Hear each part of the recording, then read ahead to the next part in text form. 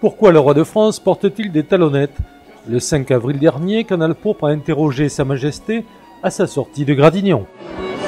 Ah, mais on n'a jamais de trop pour être au-dessus des petites gens.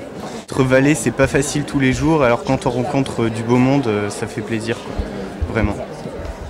Je pense que c'est un véritable défi au quotidien, une véritable aventure humaine, de fréquenter les hautes sphères de la société comme ça et à les transporter, à être un peu à leurs ordres. C'est un objectif, quoi. C'est un objectif, c'est ça. C'est un mode de vie, en fait.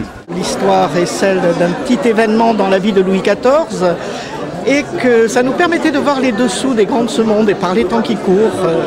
C'est pas désagréable de voir comment ils vivent.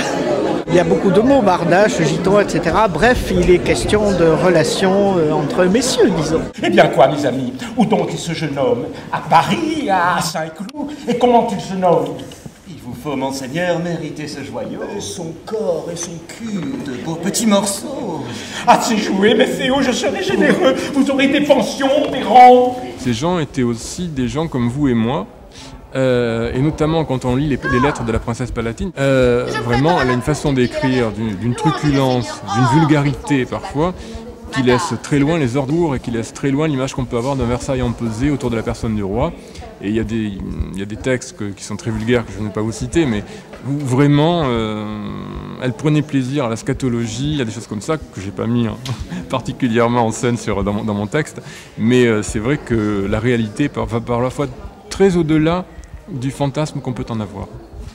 Aux orgies à Saint-Cloud, à Villers-Cotterêts, sont tout aussi connus que l'œil de votre rêve.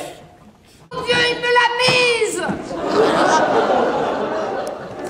Le texte est parfois grossier, jamais vulgaire, mais parfois grossier, tel qu'on écrivait ou qu'on parlait à l'époque, du moins tel qu'on l'imagine que ça se faisait.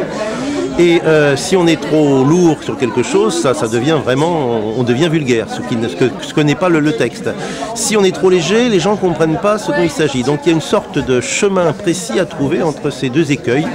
Ce chemin rendu encore plus difficile par le fait que ce sont des alexandrins qu'il ne faut pas détruire, il ne faut pas massacrer, et en même temps avec lesquels il ne faut pas se laisser bercer, que ça ne fasse pas nanana nanana.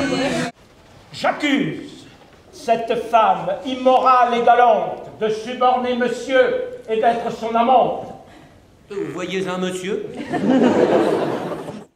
Et pour conclure, Canal Pourpre vous offre un dernier vers en alexandrin qui au passage échappe au comptage du temps de parole du roi. Le roi me vient voir, on se met en beauté.